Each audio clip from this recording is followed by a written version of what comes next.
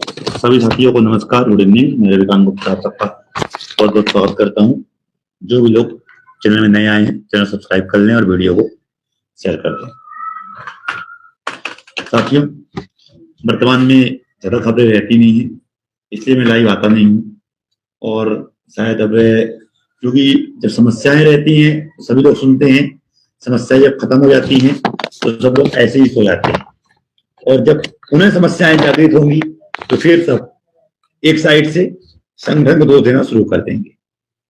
वर्तमान में लगभग सबकी ज्वाइनिंग हो चुकी है, लगभग समस्त पद भरे जा चुके हैं। लगभग अभी 2 से 2,500 पदों पर कल के बाद चॉइस फिलिंग होना शुरू हो जाएगा। कल से संकुल प्रचारों, संस्था प्रमुखों के आईडी पर रिक्त पद को सत्यापित करने का ऑप्शन उपलब्ध करवाया जाएगा। इसके बाद चॉइस फिलिंग की प्रक्रिया शुरू की जाएगी और तीसरी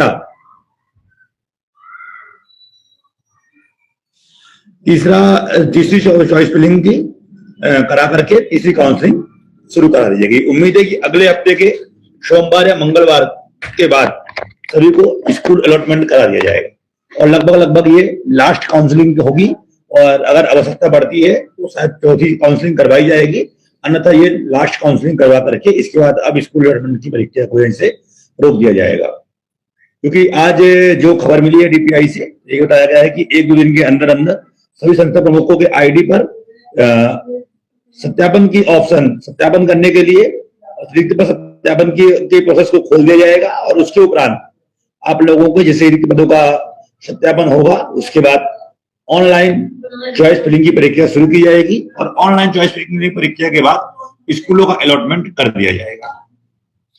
ये खबर थी कि अब काउंसलिंग कब होगी। जल्दी उम्मीद है कि काउंसलिंग शुरू की जाएगी तीसरी। और सबसे बड़ी समस्या जो शॉर्ट टर्म वाले परेशान थे, शॉर्ट टर्म की ज्वाइनिंग भी सोमवार से शुरू कर दी जाएगी। आज लगभग कंफर्म इस बारे में कंफर्मेशन किया गया है डीपीआई की ओर से। मैडम ने भी आज यही कहा है कि हम सोमवार से शॉर्ट टर्म की प्रक्रिया शुरू कर रहे हैं और सभी साथियों को इसके लिए बधाई हो। मैं उम्मीद करता हूं कि जो लोग जहां कार्य कर रहे थे और जिस प्रकार सर ने कहा है कि जो जहां पर काम कर रहे थे उनको वहीं पर काम करने का मौका शॉर्ट टर्म में हम देंगे। उम्मीद है कि जल्दी शॉर्ट टर्म की नियुक्ति शुरू होगी और सबको ज्वाइनिंग शॉर्ट टर्म में मिल जाएगी। साथियों, सबसे बड़ी समस्या ये है कि हम और आप जब तक हमारे ऊपर समस्याएं रहती हैं तब तक हम लोग बिल्कुल दौड़ते रहते हैं, भागते रहते हैं और जैसी समस्याएं खत्म होती हैं हम भूल जाते हैं कि हम परेशान थे। हम लोगों ने इस साल कितना हम परेशान हुए। जैसा कि मैंने आप लोगों से कहा था कि इस साल कई सारी समस्याएं उत्पन्न हुई और अगले वर्ष पुनः डीपीआई जो प्रोसेस तैयार कर रहा है उसके अनुसार अगले वर्ष समस्त पदों पर चॉइस फिलिंग की प्रक्रिया अपनाई जाएगी। जहां पे कार्यरत साथी हैं उन पदों को भी खत्म करने का प्लानिंग डीपीआई से की जा रही है। आने वाले समय पर कई प्रकार की नई चेंजेस के लिए रोज डेली बैठक हो रही है। आज भी एक बड़ी बैठक हुई थी जिसमें रिक्त पदों को लेकर के स्कूलों को किस प्रकार से बंद किया जाए, किस प्रकार से शिक्षकों की कमी को पूरा बिना भर्ती किए किस प्रकार से शिक्षकों की कमी को पूरा किया जाए, इन सबको लेकर के लगातार डीपीआई और बल्लभ भवन में बैठकें चल रही है। और मैं लगातार इस चीज से आप लोगों को आगाह करता भी आया हूं कि साथियों, अगर आप लोगों ने अभी समय रहते अपने आप को अपडेट नहीं किया तो आने वाले समय पर कई सारी मुसीबतों का सामना करना पड़ेगा। जो लोग बाहर हो गए, पिछले वर्ष काम किए, इस साल कई कारणों से बाहर हुए, जैसे कि आप सब अच्छे से जानते हैं कि इस साल ज्वाइनिंग के पहले पोर्टल पर पैनल अपडेट करने का ऑप्शन शुरू किया है। जिन लोगों ने पिछले वर्ष काम किया था उनका नाम अनिवार्यतः पैनल में ऐड करना था। कई सारे संकुल प्रचार, कई सारे संस्था प्रमुखों के द्वारा नाम ऐड नहीं किए गए और बेचारे वो बाहर हो गए। साथ में जिनके पद लॉन्ग टर्म के थे और गलती से संकुल प्रचारों ने उसे शॉर्ट टर्म में डाल दिया, आज वो लोग भी दर की ठोकरें खा रहे हैं और उनकी जगह पर नए लोग आके ज्वाइन कर लिए। साथ में जो 30% से कम रिजल्ट वाले थे लगभग तो ज्वाइन हो गए, पर अभी भी मुश्किल से 1000 लोग के लगभग 30% वाले भी ऐसे बचे हुए हैं जिनकी स्कूलों में ज्वाइनिंग नहीं करवाई। लेकिन हमने क्या किया, हमने आपने क्या किया, बस डीपीआई चक्कर लगाते रहे हम भी और आप भी, लेकिन उसका निराकरण क्या हुआ, कुछ भी नहीं हो पाया। मैं लगातार आप लोगों से अनुरोध करता रहा कि आप लोग कोर्ट का सहारा लीजिए, क्योंकि सुप्रीम हाई कोर्ट से तो कुछ हो नहीं रहा है। आज भी एक भाई हमारे देवास से थे, एक ऑर्डर लेके आए थे, मैं आप लोगों को बता रहा हूँ, उसमें उनका भी पद सेम जैसे कि आप लोगों का हुआ है, मेरे पास कुछ आवेदन दे गए हैं, डीपीआई में उन्होंने आवेदन दिया है कि उनका भी सेम जो प्रोसेस थी आप लोगों की वही प्रोसेस है, आप लोग चेक भी कर सकते हैं। ये केस नंबर इनका मैं बता दे रहा हूँ, WP 37626/2024 ये केस नंबर था। और इस पे उन्होंने कोर्ट में यही केस लगाया था कि हमने पिछले वर्ष में कार्य किया है और हमें दोबारा कार्य करने का मौका दिया जाए। हमने बार बार बोला है इस चीज के लिए कि सुप्रीम हाई कोर्ट से आप सबको कोई भी किसी प्रकार की रिलीफ नहीं मिलता। तो हाई कोर्ट ने इसमें ऑर्डर क्या कर दिया अंत में, कि जो हाई कोर्ट ने इसमें ऑर्डर किया है ये कहता है कि consider the absurd submission and grievance of the petitioner. The present petition is disposed of with liberty to the petitioner to submit a fresh, dilated and comprehensive representation before reform number 2 Commissioner Director of Public Instruction, Bhopal within a period of 1 month from today। मतलब कहने का ये कि जो आवेदक है इसने case लगाया है वो जो हर केस में होता आया है अभी तक, जो आवेदक है वो डीपीआई के सामने एक फ्रेश आवेदन लगाएगा जिस पर Bhopal within period of the month if such representation is submitted before the said authority within the set period the said authority shall consider and decide the representation of the petitioner in accordance with law by passing a speaking and reasoned order within a period of 2 months from the date of receipt of representation after affording opportunity of hearing to the petitioner as well as to the respondent number 6।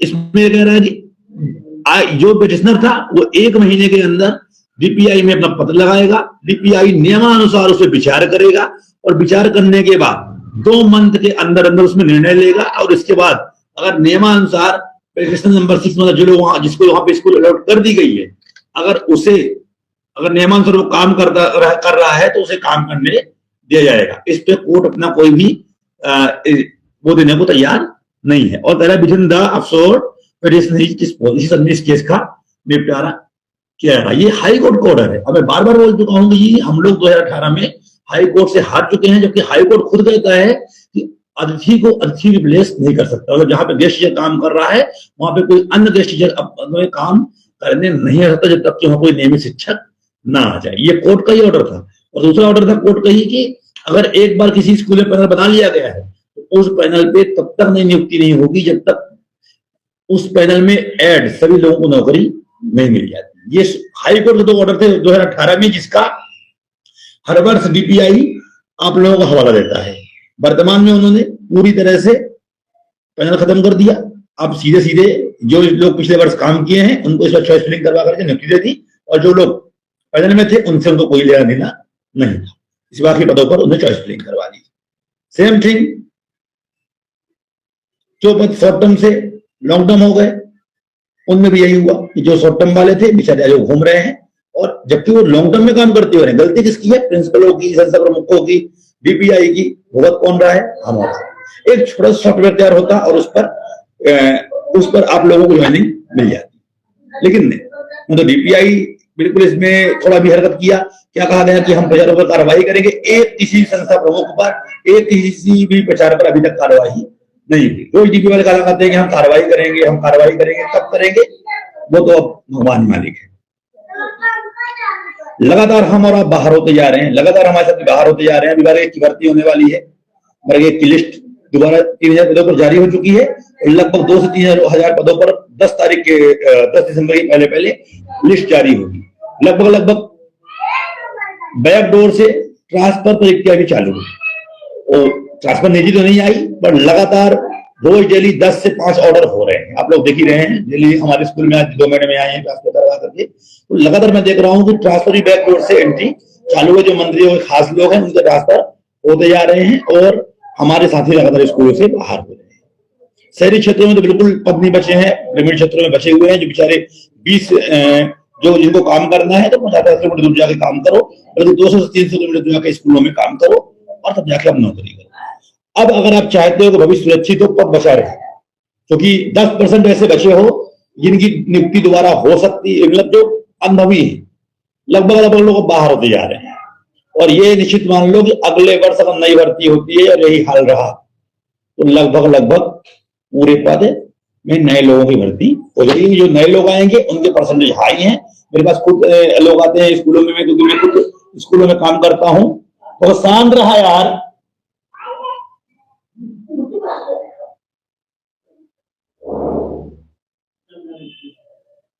क्योंकि मैं खुद school में काम करता हूं। मैं रोज देखता हूं नए लोग आते हैं और जिनका स्कोर, जो नई भर्ती में 1 भी साल काम नहीं किया है, वो लोग, उनका स्कोर देखो 222 223 मिलता है। मतलब कि उनके परसेंटेज 90-92 परसेंटेज BSc MSc में दिख रहे हैं।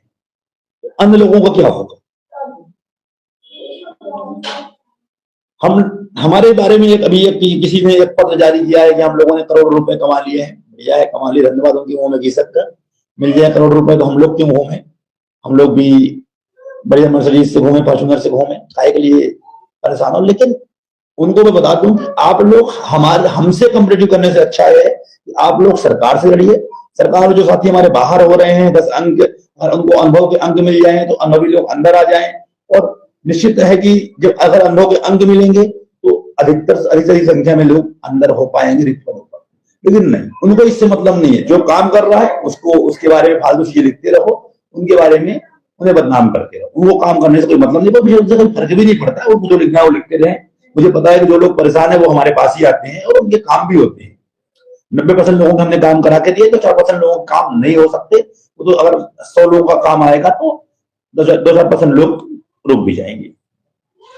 साथियों, जल्दी मैं दिल्ली की प्लानिंग भी कर रहा हूं। उम्मीद है कि इस हफ्ते में, कि अगले हफ्ते में मैं दिल्ली जा रहा हूं। अपना केस सुप्रीम कोर्ट का लगा हुआ है। एक बेहतरीन केस तैयार करवाया है मैंने, आप लोगों को उसके बारे में वीडियो डाला भी था। मैं दोबारा एक बार वीडियो डालूंगा, तो आप लोग उसको जरूर देखें। और उस केस को मैं चाहता हूं कि एक बार बढ़िया तरीके से उसे आगे बढ़ाया जाए। और निश्चित है कि अगर एक बार सुप्रीम कोर्ट से आप जीत के आ जाओगे तो आप सब लोगों को हाई कोर्ट से भी राहत मिलना शुरू हो जाएगी। जो लोग पिछले वर्ष बाहर हुए हो, अगर 100 लोग भी इकट्ठा हो जाओ, मैं उसके लिए भी गूगल फॉर्म तैयार कर रहा हूं। अगर 100 लोग भी इकट्ठा हो जाओ तो निश्चित है कि आप लोगों को सुप्रीम कोर्ट से विजय मिलनी तय है। तो उम्मीद है कि आप लोग एक बार इस केस में जुड़ेंगे और इसके बाद हम सबको सफलता जरूर मिलेगी। डिस्क्रिप्शन में लिंक दी हुई है, गूगल लिंक दी हुई है, उस लिंक को फिल करिए। डायरेक्ट मुझे आप मैसेज करिए कि मुझे सुप्रीम कोर्ट में जुड़ना है, और सुप्रीम कोर्ट में जुड़ने के बाद जुड़ने के लिए पूरी प्रक्रिया हम आपको आपके व्हाट्सएप में उपलब्ध करवा देंगे। जो लोग बाहर हुए हैं वो लोग भी सुप्रीम कोर्ट में जा सकते हैं। अलग से एक पिटीशन लगा के कि हमने पिछले वर्ष स्कूलों में काम किया है, इस साल DPI ने हमें बाहर कर दिया, गलती प्रिंसिपलों ने किया, संस्था प्रमुखों ने किया और सजा हम भुगत रहे हैं। साथियों, जल्दी चॉइस फिलिंग शुरू होने वाली है। चॉइस फिलिंग में कम से कम आप लोग जरूर ध्यान रखें कि चॉइस फिलिंग अब केवल वहीं करें जहां आप ज्वाइन कर सकते हैं। बहुत सारे लोग ऐसा करते हैं कि चॉइस फिलिंग दूर स्कूलों कर देते हैं और बाद में वो वहां जाते भी नहीं है, जिसके कारण अन्य लोगों का भी नुकसान हो रहा है। इसलिए आप लोग चॉइस फिलिंग उन्हीं स्कूलों का करें जिन जगहों पर तक आप पहुंच सकते हैं। क्योंकि आप लोग क्या करते हो कि पूरे प्रदेश के स्कूलों को डाल देते हो, बाद में आपको स्कूल अलॉट हो जाते हैं और आप लोग वहां पहुंचते भी नहीं, और बहुत सारे लोग परेशान होते रहते हैं। इसलिए अब आप लोग स्कूल में चॉइस फिलिंग वही करें जो आप लोगों के आसपास का हो। बिहार में हुआ, बिहार वालों ने लड़ा, बिहार वालों ने हाई कोर्ट से लेकर सुप्रीम कोर्ट तक आंदोलन सब कुछ किया। हम आप क्या कर रहे हैं? हम लोग तो बस फेसबुक व्हाट्सएप खेल रहे हैं, इसकी टांग खींचो उसकी टांग खींचो, बस यही हो रहा है। इसलिए बिहार में हो रहा है। बिहार का मुख्यमंत्री समझदार है, बिहार में चुनाव आने वाले हैं और हमारे यहां तो बस हम BMS वाले हैं, हम समन्वय वाले हैं, हम आजाद वाले हैं। वो ऐसा कर रहा है, वो ऐसा कर रहा है, हमें कुछ करना नहीं है, बस एक दूसरे के ऊपर आरोप प्रत्यारोप। जिसके जो स्कूल में लग गया अब उससे 1 साल तक कोई मतलब ही नहीं है। जब अगले वर्ष वो बाहर होगा तब वो गाना गाएगा कि संगठन क्या कर रहा है। जो बाहर होते हैं वो संगठन पर आरोप लगाते हैं, उन्हें मतलब ही नहीं है कि हम लड़ें, हमारा क्या होना चाहिए, हमारा क्या नहीं होना चाहिए, कोई मतलब नहीं है, मुझे पता है। लेकिन जो लोग स्कूल से बाहर हैं वही लोग लड़ रहे हैं, जो लग गए उनसे कोई मतलब ही नहीं है। अब समय है आपके पास 6 महीने का। 6 महीने में आप सुप्रीम कोर्ट से जीत सकते हो तो जीत लो, अन्यथा फिर अगले साल तैयार रहो नई भर्ती के लिए। धन्यवाद, नमस्कार, गुड नाइट।